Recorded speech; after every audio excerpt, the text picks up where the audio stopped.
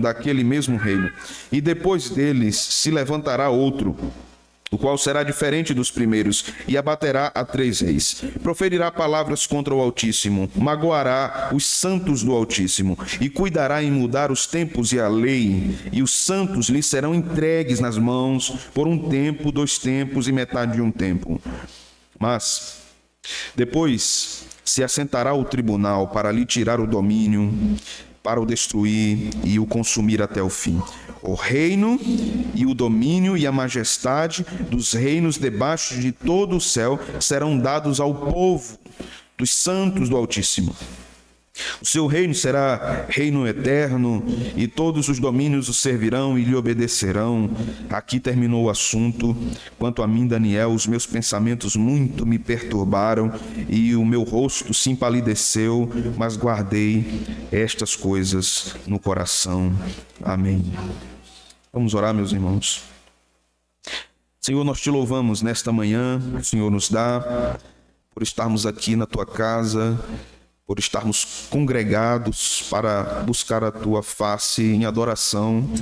Te louvamos pela misericórdia e bondade que tem nos sustentado. Te louvamos pela consolação que tem nos alcançado. Te louvamos porque mais uma vez, mais um dia do Senhor, podemos nos assentar e ouvir a tua palavra sendo exposta, sendo anunciada, sendo aplicada ao coração da igreja. Que o Senhor fale conosco nesta manhã. Suplicamos que o Senhor fale conosco, que nossos corações estejam atentos, Senhor. Que eles estejam sedentos, que eles estejam desejosos de receber a tua palavra para nossa edificação, para nosso crescimento, para o nosso bem. No nome de Jesus nós oramos assim. Amém. Podem sentar, meus irmãos.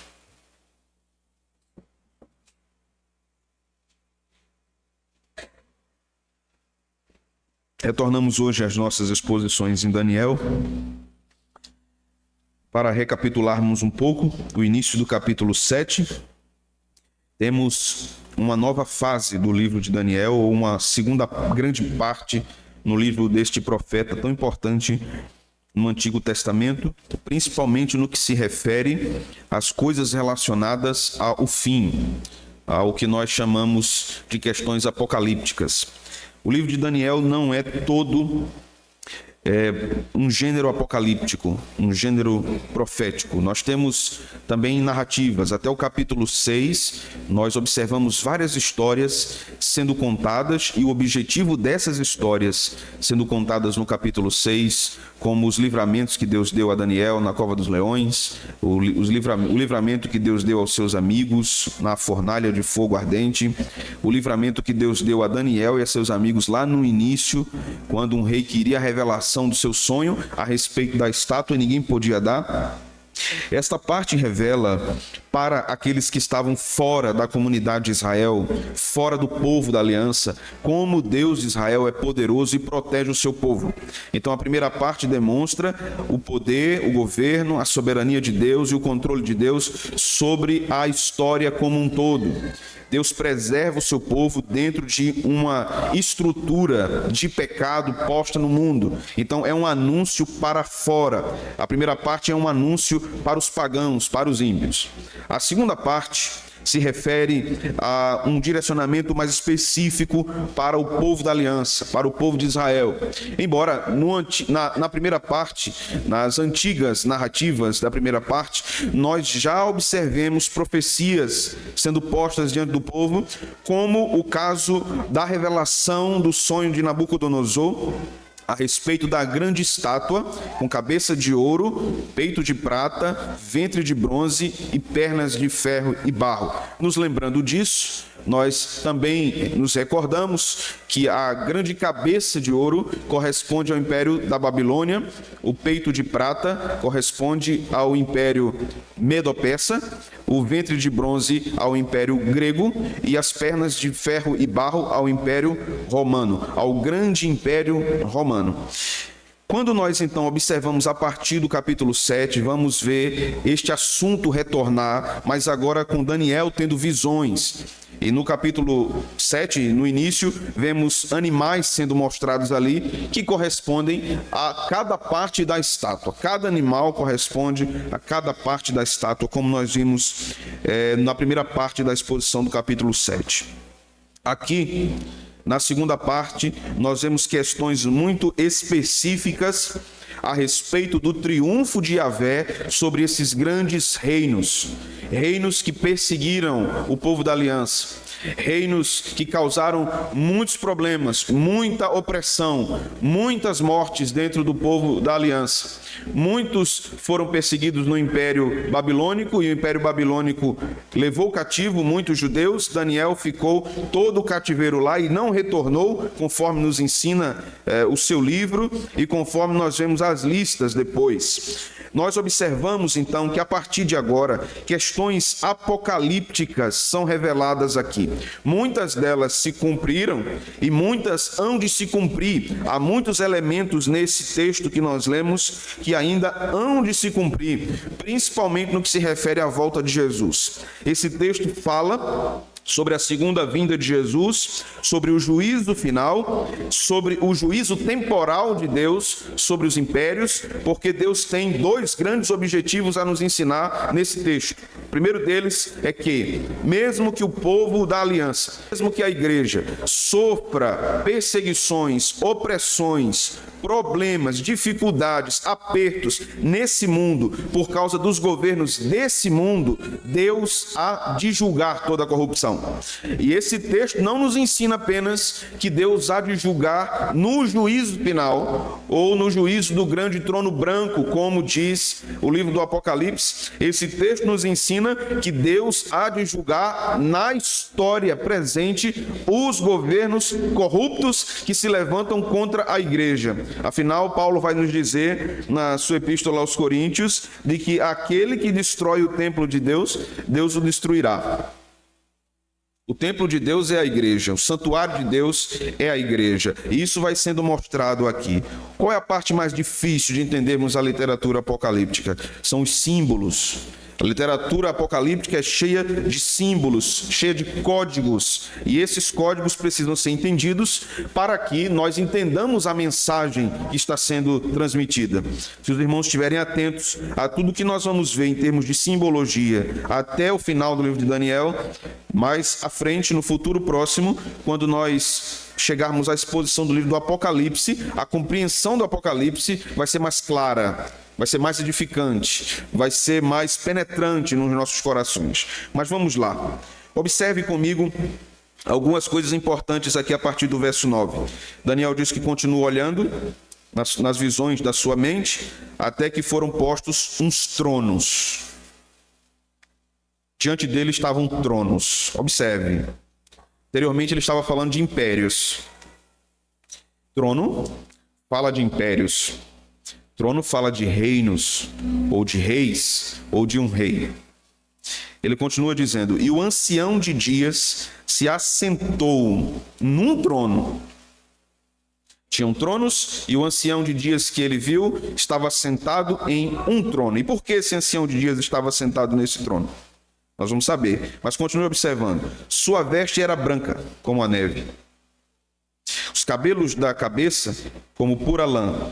Seu trono eram chamas de fogo e suas rodas eram fogo ardente.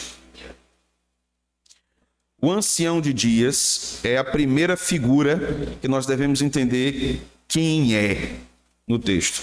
Quem é o ancião de dias no texto? Os símbolos mostrados nos versículos 9 e 10 podem nos mostrar quem é o ancião de dias. O texto, através dos símbolos, vai nos indicando isso. Veja só, a sua veste era branca, o seu cabelo era branco. O cabelo relacionado, a cor do cabelo relacionada a um ancião, a um velho, fala da sua eternidade. Esse é um fator temporal que está sendo apontado no texto. Fala da sua antiguidade. Então esse é um fator relacionado à sua eternidade. O ancião de dias é um ser eterno. A segunda coisa que nós observamos aqui é a sua veste branca. Se ele está sentado num trono diante de tronos, o que o texto nos aponta é que ele julgará. Ele está numa posição de juiz. Então essa veste branca aponta para a sua justiça como juiz de toda a terra, de todo o universo. O texto vai nos dizer que o seu trono é composto por chama de fogo. Chama de fogo. Isso aqui é importante, né? Isso representa juízo, destruição. O fogo destrói. Então, esse juiz que é eterno, que é justo e tem o poder de destruir todos os outros reinos, é aquele que está posto diante dos nossos olhos. Veja o versículo 10. Um rio de fogo manava e saía de diante dele. Então é como se esse rio saísse do seu trono. E diz, milhares de milhares o serviam e miríades de miríades estavam diante dele. Assentou-se o tribunal e se abriram os livros. Quem é o ancião de dias? Deus. Deus é o ancião de dias. E esse mar de fogo que está saindo diante dele fala dos seus decretos de destruição para todos os reinos que se levantam contra ele. Não há stalinismo, não há nazismo, não há comunismo, não há império romano, não há império grego, babilônico, assírio, qualquer império romano ou qualquer império humano que se levanta contra o Altíssimo será absolutamente destruído. Destruído. Mas nós devemos nos lembrar do que o livro de Daniel vem nos dizendo. O povo de Deus estará sempre ligado a esses impérios. O povo de Deus estará vivendo nessa terra e incluso no contexto da gestão terrível e perseguidora desses grandes impérios. E o povo de Deus deve aprender a viver no contexto desses impérios, não se contaminando, mas com a firme esperança no coração de que nós somos um povo da aliança. E que Deus julgará todas as coisas. E que Ele nos guarda. Amém, meus irmãos? Amém. Ele nos guarda. Veja o versículo 11. Então estive olhando por causa da voz das insolentes palavras que o chifre proferia. Esse é aquele chifre pequeno que nós vimos na última exposição. Estive olhando e vi que o animal foi morto. O seu corpo desfeito e entregue para ser queimado. Este quarto animal foi morto.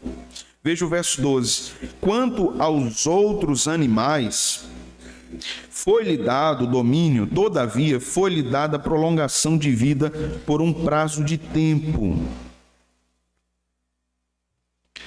Deus está dizendo que esses outros animais que representam os grandes impérios do passado tiveram um tempo de existência e eles foram destruídos não apenas no juízo final, foram destruídos aqui, na história humana. Deus destrói impérios inimigos a ele aqui, na história humana. Isso quer dizer que Deus tem um controle total da história, o controle total da política, o controle total da geopolítica. Deus tem um controle absoluto sobre todas as coisas. O texto vai nos dizer, lá em 2 Tessalonicenses, que o anticristo será destruído pelo Senhor com o sopro de sua boca. O Senhor soprará e destruirá. Qualquer governante pretensamente poderoso nesse tempo, para Deus, é como a chama de uma vela. Basta que o Senhor sopre para que ele seja destruído. Por isso, meus irmãos, não estejamos entregues a ansiedades demasiadas, a desesperos humanos, como se nós estivéssemos sob o domínio absoluto de homens, sob o domínio absoluto de impérios corruptos. O nosso Deus é um Deus que governa tudo. Apocalipse vai nos dizer que Jesus é Senhor dos senhores da terra. Ele governa tudo. Provérbios vai nos dizer que Deus inclina o coração do rei para onde ele quer. Para onde ele quer. Deus é o grande rei. E é a Ele que o nosso coração teme. É a Ele que o nosso coração dedica confiança. Não dediquemos confiança fora de lugar aos governantes do nosso tempo, nem às soluções políticas do nosso tempo. O único reino perfeito é o de Cristo.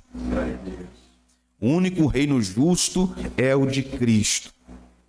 Então o texto vai nos dizer que Deus destrói esses reinos, mas há um tempo mais prolongado para esse pequeno chifre. Como nós vimos na última exposição, esse pequeno chifre que fala blasfêmias contra o Altíssimo é o que Paulo e o que os apóstolos do Novo Testamento chamam de anticristo. O espírito do anticristo está no mundo. O anticristo é todo que se coloca contra Deus e contra o Evangelho. Mas a palavra nos mostra que haverá uma figura específica, chamada de o anticristo. Esse será um personagem importante na história, perseguirá a igreja, oprimirá os santos. O que nos espera antes da volta de Jesus são duas coisas certas: perseguição e apostasia. Muitos apostatarão da fé. É isso que o texto vai nos dizer lá no Novo Testamento com Paulo. E a igreja será perseguida. É o que aprendemos com Jesus sobre grande tribulação. Para choque de alguns, deixa eu dizer uma frase: a igreja passará pela grande tribulação. Observe esse texto. Nesse texto nós aprendemos isso.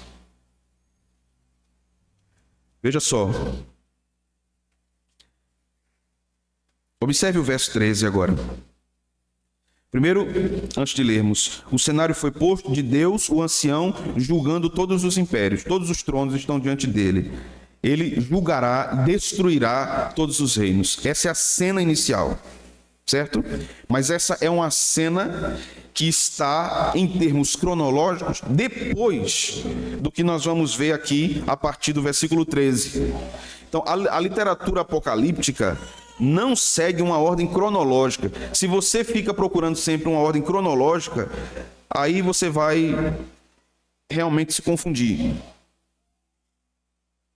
Mas quando você entende como as coisas estão sendo postas, e nós vamos ver que essa questão do julgamento do ancião, no início dessa porção, voltará no final do capítulo.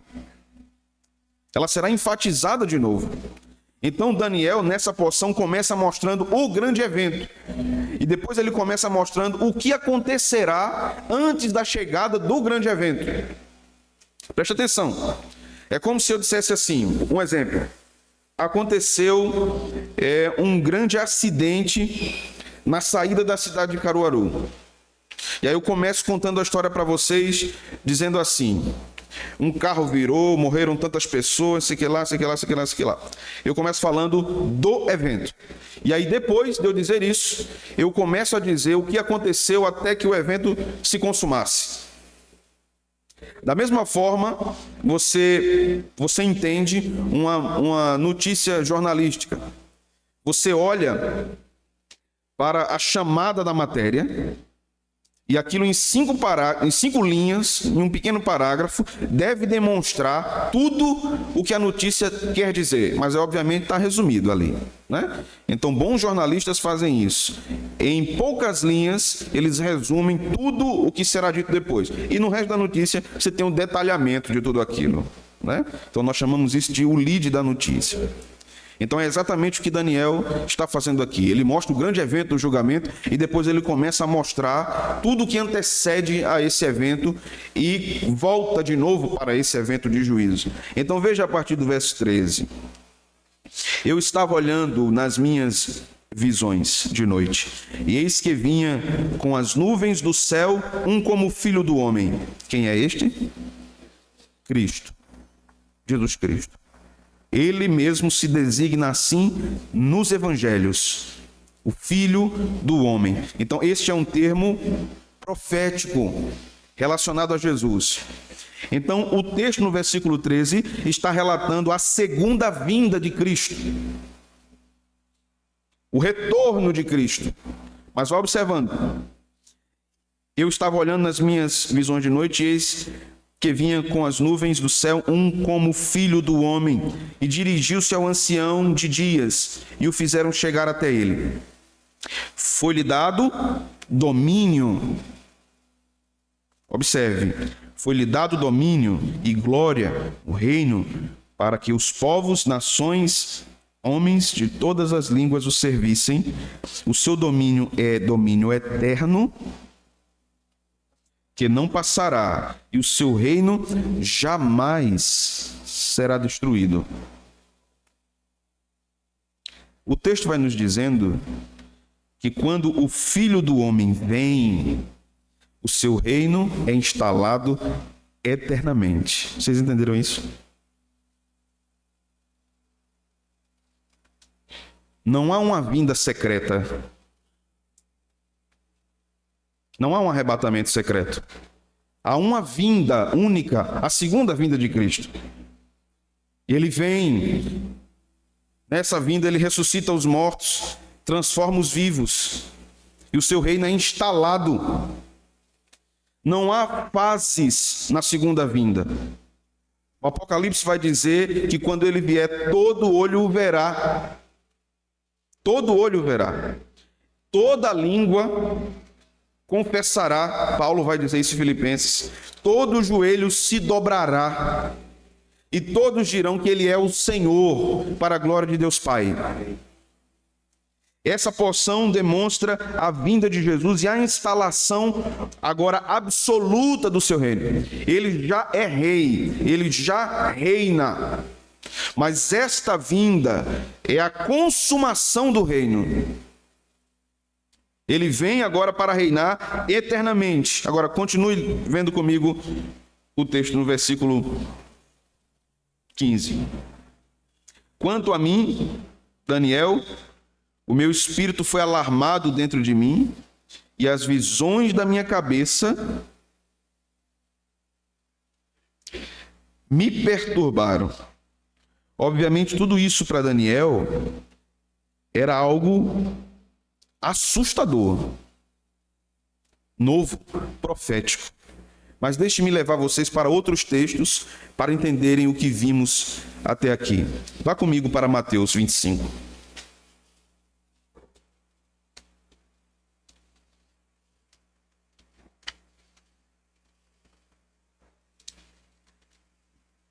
Versículo 31.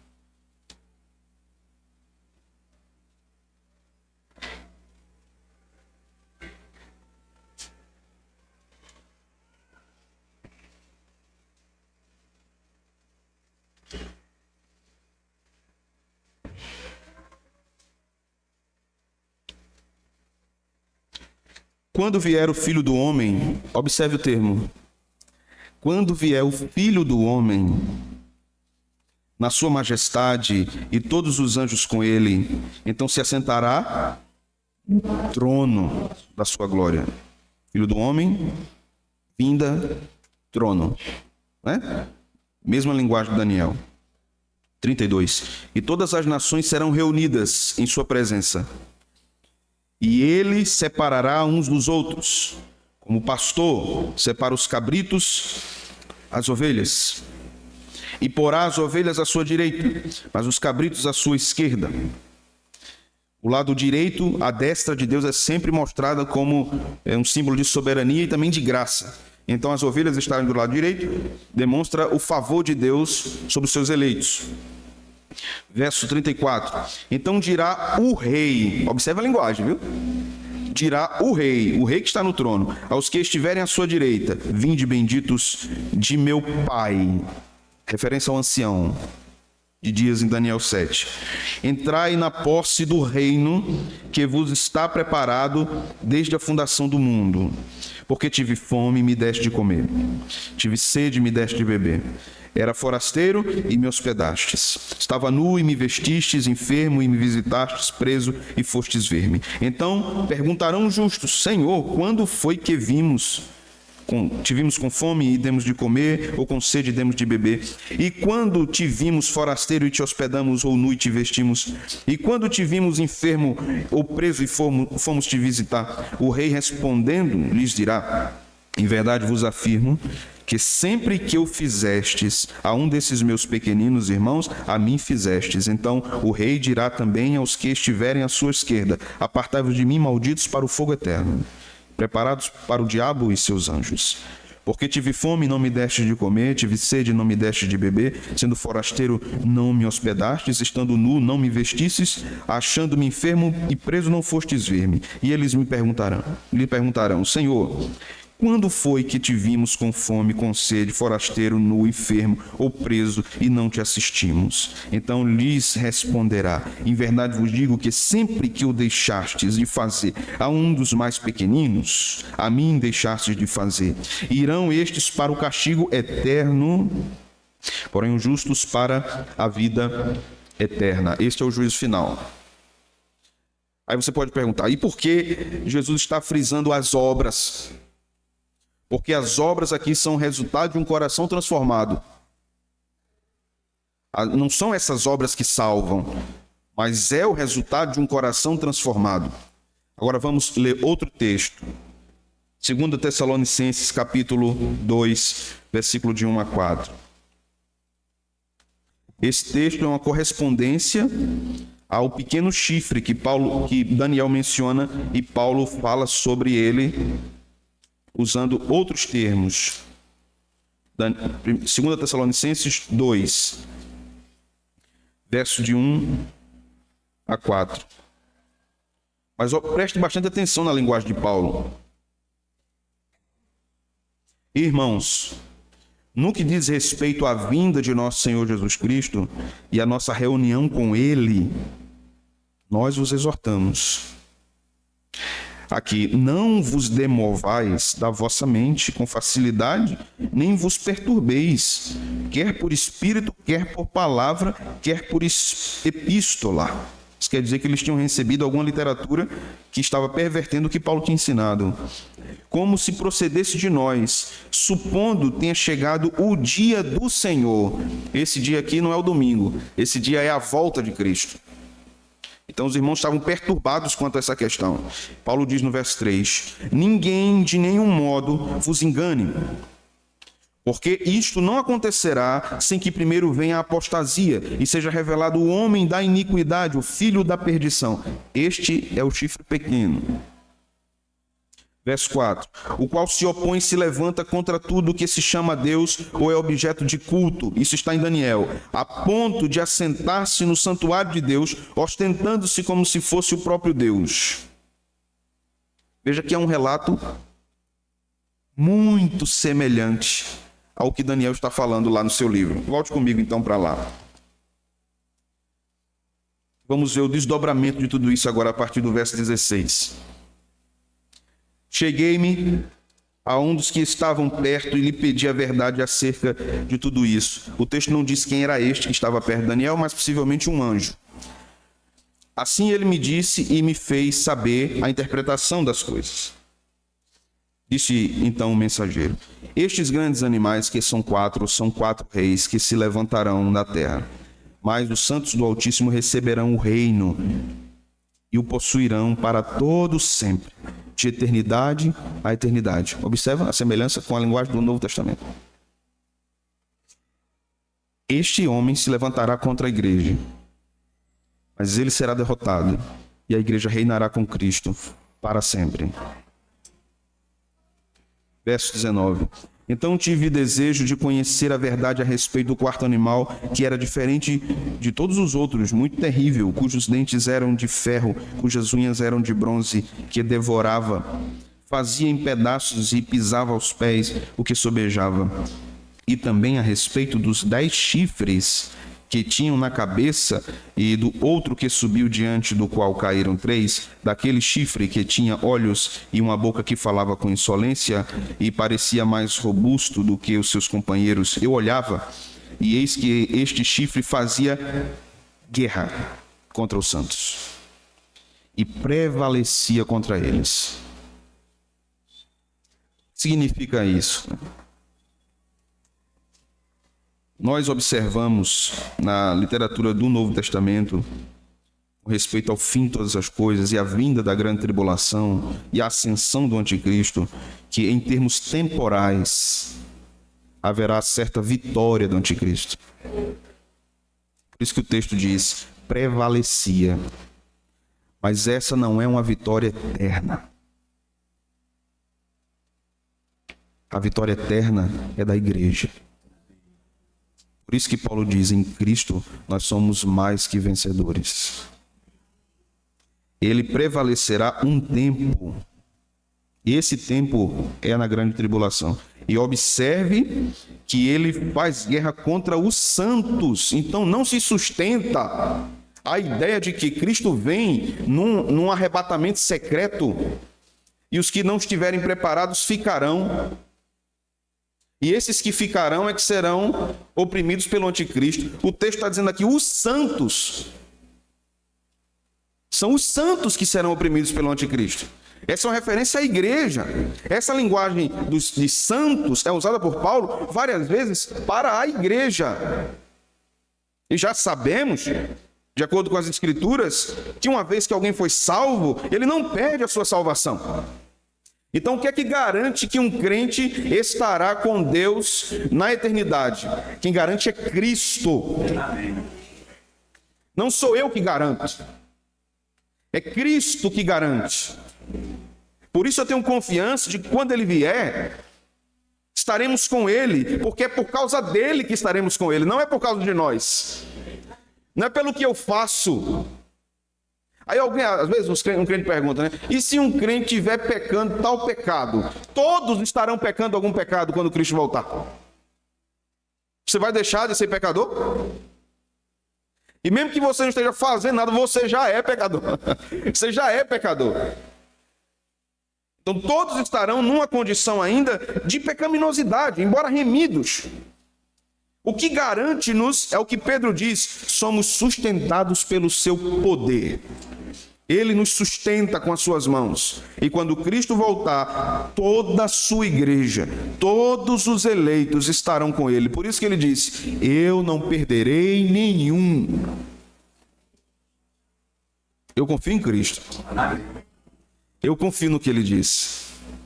Se algum homem diz que depende de mim, eu prefiro confiar em Cristo, dizendo, todo aquele que o Pai me deu, nenhum eu lançarei fora.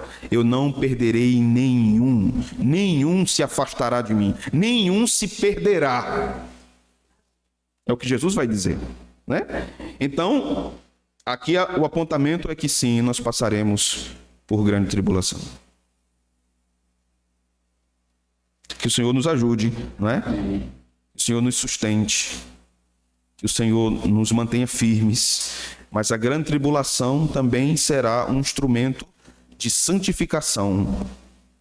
Deus usará a tribulação para santificar a igreja. Nada do que a gente passa hoje é semelhante ao que virá. Nem a pandemia. Houve até quem achasse que era a grande tribulação, né? Mas não era, o anticristo não apareceu. Ele será uma figura pública. E esse é o critério, é o último sinal que Paulo diz. Ele vai aparecer. Esse é o grande sinal final. Observe aqui o que o texto continua dizendo, versículo 27. Até que veio o ancião de dias, depois dessa opressão, né, do pequeno chifre, até que veio o ancião de dias e fez justiça aos santos do Altíssimo. E veio o tempo em que os santos possuíram o reino. Isso se dá na segunda vinda de Cristo. O Altíssimo julgou. O anticristo foi destruído pelo sopro da boca do Senhor. E o reino foi dado aos santos. Então veja o verso 23. Então o mensageiro disse, o quarto animal será um quarto reino na terra, o qual será diferente de todos os reinos. Observe que esse quarto animal é uma referência histórica ao Império Romano, mas nem tudo que se põe no texto pode corresponder ao Império Romano, porque é uma correspondência aqui à volta de Jesus. Então o que acontece é que o Império Romano tipifica reinos totalitários que se põem contra a igreja, inclusive o reino do anticristo. Roma, Egito, Babilônia são usadas também no Apocalipse para mostrar essa espécie de reino que se levanta contra Cristo. Há uma espécie de trindade satânica que se põe contra a igreja. O dragão, que é a antiga serpente, o diabo, o anticristo e o falso profeta, que é uma réplica da trindade divina. Assim como o Espírito proclama a verdade de Deus, o falso profeta proclama a verdade do dragão. Assim como Cristo é o Cristo de Deus para a redenção dos homens, o anticristo se colocará como um Messias a ser adorado, a ser venerado, a ser respeitado, a ser honrado pelos homens. E ele vai se portar como um grande estadista mundial. O texto continua dizendo aqui, versículo de número 24, né? Os 10 chifres correspondem a 10 reis, que se levantarão daquele mesmo reino. Nós já explicamos, já vimos isso, né, no último sermão.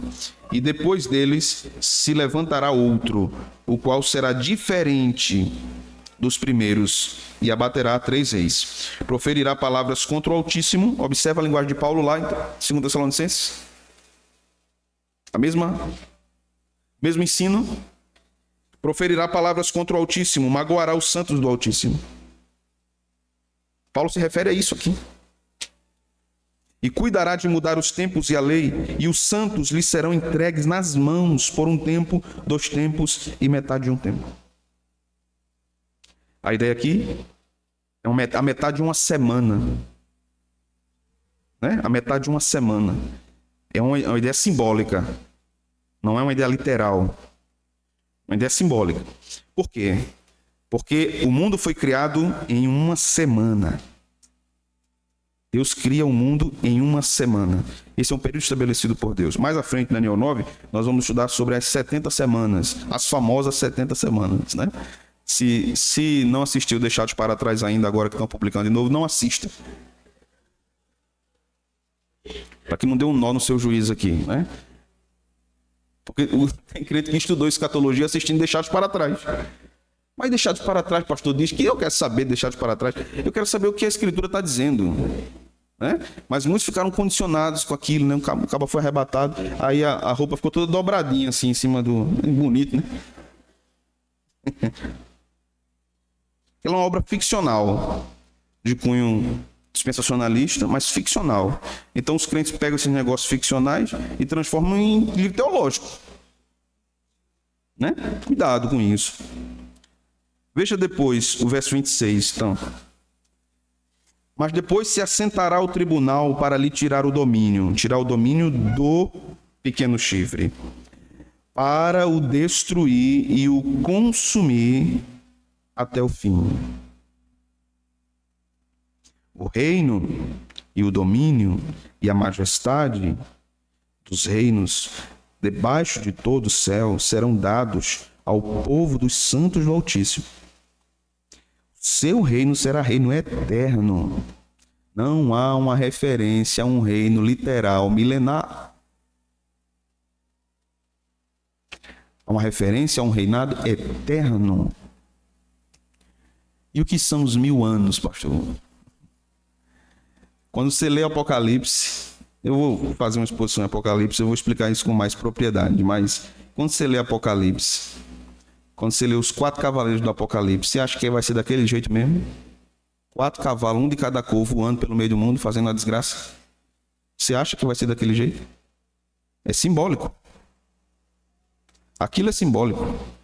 Quando você vê um monstro subindo do meio do mar, você acha que vai ser daquele jeito mesmo? Acho que eu já contei para vocês, né? Na minha adolescência eu vi um irmão pregando na igreja e disse: é pecado crente ir para a praia, irmãos. Porque a qualquer momento sobe um monstro do meio do mar. Apocalipse 13 diz que uma besta sobe do meio do mar e pode engolir os crentes que estiver ali. Então não vá para a praia, não. Aí foi uma exegegue, viu? Exegegue. Nunca vi um negócio desse, não. Meu Deus. Deus tenha misericórdia. Né? Ainda bem que a salvação é pela graça. Porque dependesse da pregação de alguns. Quando nós observamos o Apocalipse, um livro extremamente simbólico, quando nós começamos a leitura, no capítulo 1, vamos ver que Jesus é mostrado como cabelos alvos como a lã, olhos como chama de fogo, pés como latão reluzente. Você acha que Jesus realmente tem um olho de fogo?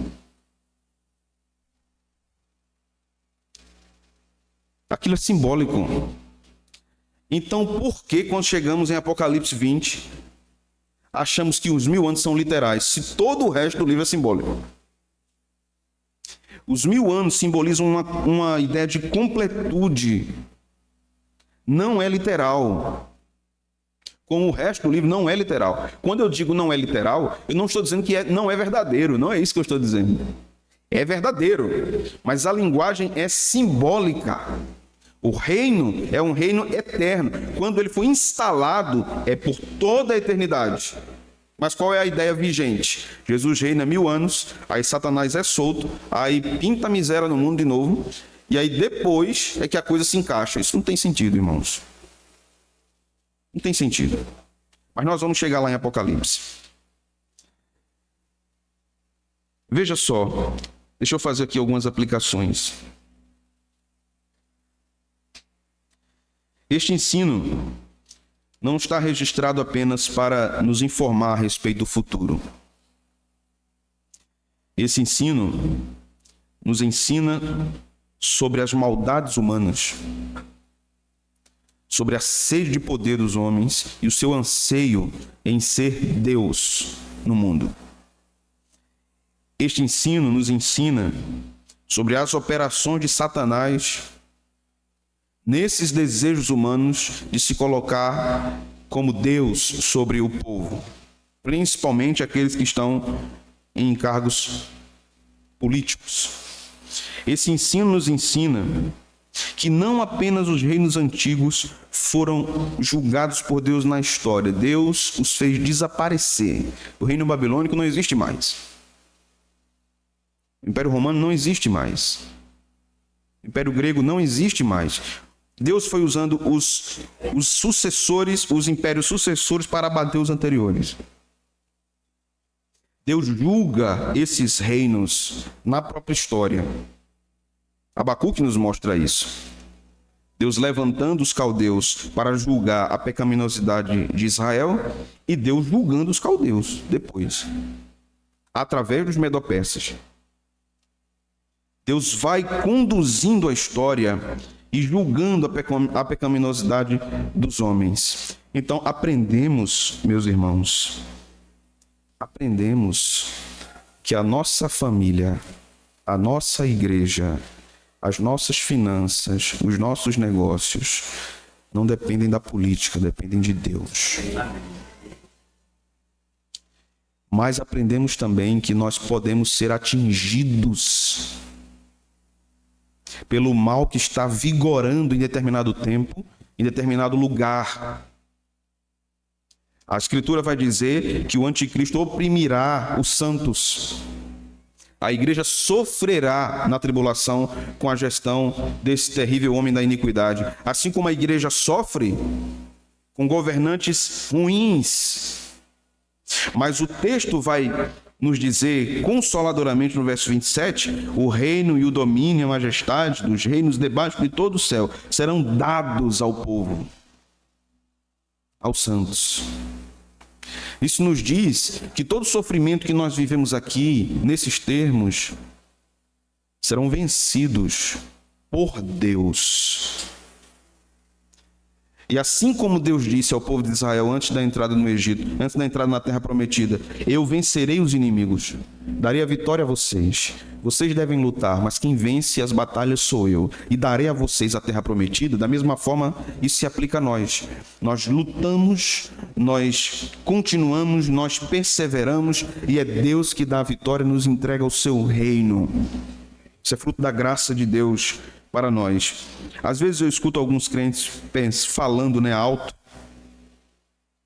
me dizendo também, às vezes, pastor, eu tenho preocupações. Em que mundo meus filhos vão viver, vão crescer? Há aqueles que optam até não ter filhos porque tem medo do que vai acontecer no mundo. Não quero ter filho, não, mas não. Porque o mundo é terrível. O mundo sempre foi terrível. Desde a entrada do pecado. Sempre foi terrível. Mas sempre houve um Deus misericordioso, gracioso, poderoso, para guardar o seu povo. Estamos seguros, irmãos. Amém.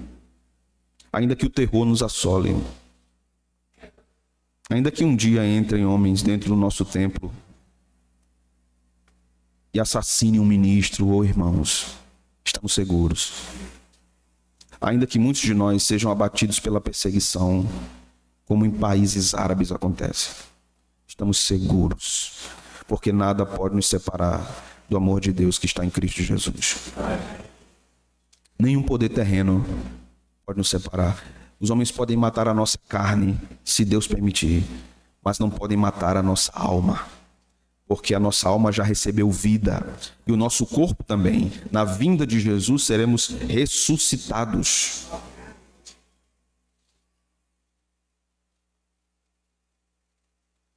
Jesus voltará, e isso para nós também deve ser algo maravilhosamente consolador. Mas eu quero ler nessas aplicações mais um texto com vocês em 2 Tessalonicenses 2, mas agora do verso 8 até o verso 12. Abra comigo novamente lá.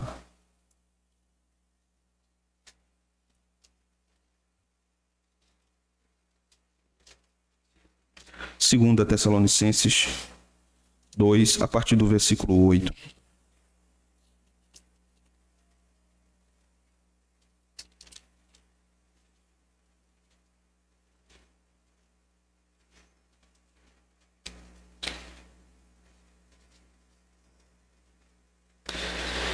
Então será de fato revelado o iníquo, a quem o Senhor Jesus matará com o sopro de sua boca e destruirá pela manifestação de sua vinda.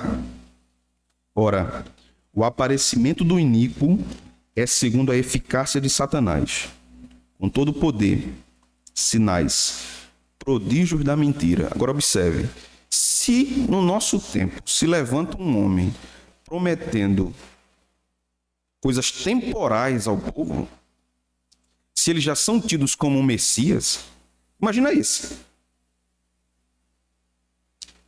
Que segundo o texto fará sinais. Veja o que diz o verso 10. E com todo o engano da injustiça aos que perecem, porque não acolheram o amor da verdade para serem salvos. Então o anticristo enganará os ímpios que não acolheram a verdade do Evangelho. Percebe que é eliminada aqui qualquer possibilidade de um crente perder a salvação e quando Jesus voltar ele não ir? Está eliminada aqui qualquer possibilidade. Verso 11. É por este motivo, pois, que Deus lhe manda a operação do erro, para darem crédito à mentira, a fim de serem julgados todos quantos não deram crédito à verdade. Antes, pelo contrário, deleitaram-se com injustiça. Paulo fala sobre isso em Romanos 1, né? Nós vimos isso em exposições. O abandono da verdade por causa da injustiça. Então aqui, nós aprendemos que este personagem será vencido por Cristo. Todo o mal será vencido por Cristo. Quando as pessoas perguntam por que Deus é bom, mas o mal está no mundo, e por que Deus não destrói o mal, a resposta está aqui. O mal está no mundo. Em alguma medida isso é um mistério. Mas esse mistério é explicado quando nos mostra o texto sagrado que Deus, na pessoa do Filho, vem ao mundo, recebe o pecado dos pecadores, entre parênteses, o mal, morre por causa deste mal, que é o pecado, carrega sobre si este mal para livrar os seus eleitos deste mal. Então Deus não é indiferente com a existência do mal no mundo. Ele vem e toma o mal sobre si na pessoa do Filho, a fim de redimir aqueles que ele escolheu desde toda a eternidade. E este mal, no final das contas, será eliminado no grande juízo de Deus sobre os homens ímpios, sobre o anticristo, sobre Satanás, sobre o falso profeta. O mal será vencido. Vamos para Apocalipse e nós vamos terminar com esse texto. Final de Apocalipse.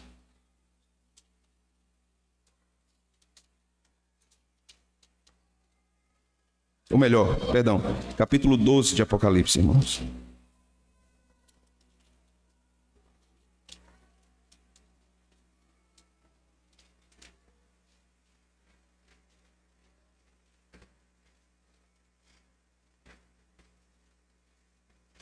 Vamos ler o texto todo. Preste atenção nisso.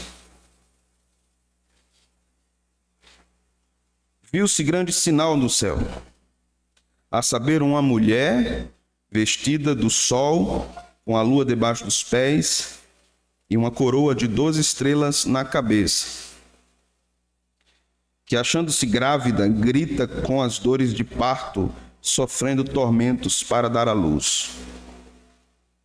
Viu-se também outro sinal no céu, e eis um dragão grande, vermelho, com 7 cabeças e 10 chifres, e nas cabeças 7 diademas.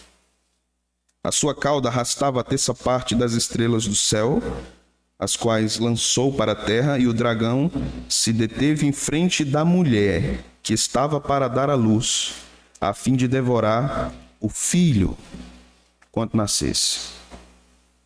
Quando foi que o dragão quis devorar o filho? Na matança, quando Jesus nasceu. Verso 5. Nasceu-lhe, pois, um filho varão, que há de reger todas as nações com cetro de ferro, e o seu filho foi arrebatado para Deus até o seu trono. Quando se deu isso?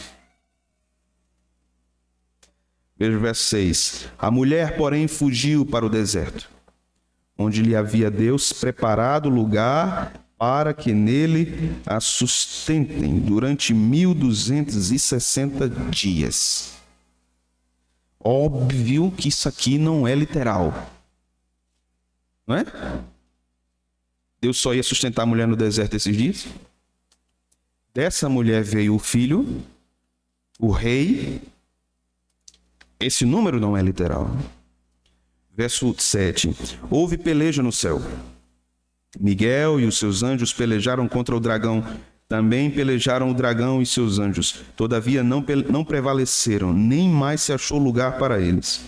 E foi expulso o grande dragão. Quem é o dragão? A antiga serpente. Quem é a serpente? Satanás, que se chama Diabo e Satanás, o sedutor de todo o mundo. Sim, foi atirado para a terra, e com ele os seus anjos. Então ouvi grande voz no céu, proclamando: agora veio a salvação, o poder, o reino do nosso Deus, e a autoridade do seu Cristo. Pois foi expulso o acusador de nossos irmãos, o mesmo que os acusa de dia e de noite diante do nosso Deus. Eles, pois, o venceram por causa do sangue do Cordeiro e por causa da palavra do testemunho que deram, e mesmo em face da morte, não amaram a própria vida. Por isso, festejai, ó céus, e vós, os que nele habitais. Ai da terra e do mar, pois o diabo desceu até vós, cheio de grande cólera, sabendo que pouco tempo lhe resta. Quando, pois, o dragão se viu atirado para a terra, perseguiu a mulher que dera luz ao filho varão. Quem é a mulher? E foram dadas à mulher as 2 asas da grande águia, para que voasse até o deserto, ao seu lugar, aí onde é sustentada durante um tempo, tempos e metade de um tempo, fora da vista da serpente. Então a serpente arrojou da sua boca atrás da mulher água como um rio, a fim de fazer com que ela fosse arrebatada pelo rio. A terra, porém, socorreu a mulher, e a terra abriu a boca e engoliu o rio que o dragão tinha arrojado de sua boca.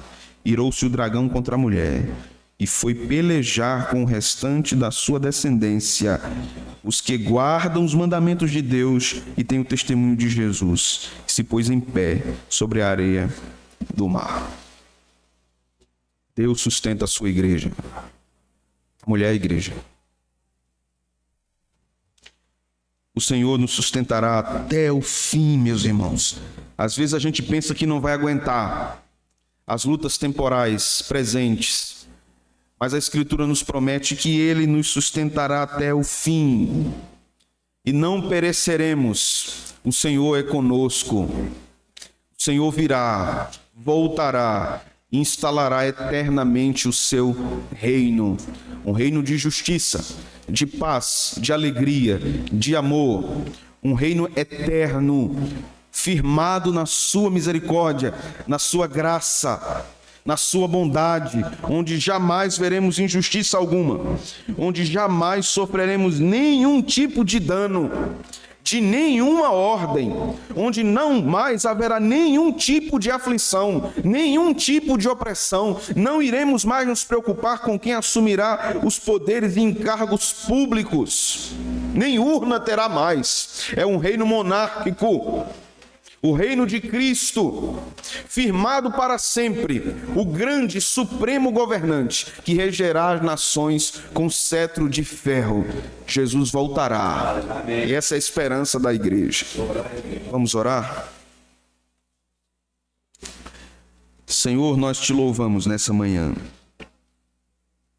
Bendizemos o teu nome pela esperança que a tua palavra nos dá. Nosso coração enche-se dessa esperança e da fé que o Senhor nos dá para crermos no teu retorno, no teu triunfo, na perpetuidade do teu reino. Maranata, ora vem, Senhor Jesus. Mas enquanto estivermos aqui, Senhor, estamos confiantes que o Senhor tem cuidado de nós, nos guardado, nos amparado, nos socorrido, mesmo em face a tremendas dificuldades ou a grande perseguição que sobrevirá sobre o mundo, se nós estivermos vivos quando isso acontecer. Obrigado, Senhor, por tua graça. Eu oro por esta congregação, por todos nós. Que estas verdades aqueçam o nosso coração e ocupem as nossas conversações. Que nós voltemos a pensar no teu retorno, Senhor. Que nós voltemos a pensar nas coisas celestes. Que nós tenhamos renovado em nós uma visão beatífica. Sabemos que a tua igreja tem pensado tanto nos domínios terrenos e no avanço desses domínios e tem esquecido, se apartado de uma visão celeste das coisas no porvir. Sabemos da importância do nosso engajamento no tempo e no mundo que estamos, mas não permita que nós sejamos engolidos, Senhor, por isso e esqueçamos do que virá, do estado de perfeição do que virá. Louvado seja o teu nome. Guarda as nossas crianças, Senhor. Guarda os nossos jovens. Guarda as famílias, os idosos de nossa igreja com essa esperança. Aquece seus corações. As nossas vistas, os nossos ouvidos e as nossas emoções muitas vezes estão somente em busca de consolações terrenas, reconhecimentos terrenos, favores terrenos. Que a nossa visão, Senhor, seja de novo convertida para essas coisas celestiais. Como o teu servo apóstolo Paulo disse, pensem nas coisas que são de cima. Busquem as coisas que são de cima. Que os nossos pés estejam aqui, Senhor, nessa terra. Que as nossas mãos continuem trabalhando nessa terra. Mas que a nossa mente não se aparte do céu, não se aparte da tua presença celeste sobre nós. Guarda a nossa igreja. Ó Senhor, aguardamos aquele dia em que estaremos reunidos nas moradas eternas. naquele dia que contemplaremos não apenas a beleza de uma criação restaurada, mas a beleza do Criador. Aguardamos aquele dia em que nós estaremos novamente diante de uma mesa para celebrarmos a ceia, mas esta ministrada pelo grande Rei, esta ministrada pelo grande Redentor, que partirá diante dos nossos olhos o pão, nos lembrará de que ele foi partido por nós, morto por nós, moído por nós, para nos dar vida, para nos livrar da morte, para nos livrar da morte eterna, para nos garantir vida eterna. Ali, de novo, veremos, Senhor, a face do grande Rei, falando continuamente conosco, não mais como por um espelho, mas como diz o texto, face a face. Ó Senhor, ainda que em toda a eternidade tivéssemos apenas uma oportunidade de vermos a tua face, isso seria suficiente para que o nosso coração fosse cheio da tua bondade e da tua glória durante todo o período eterno.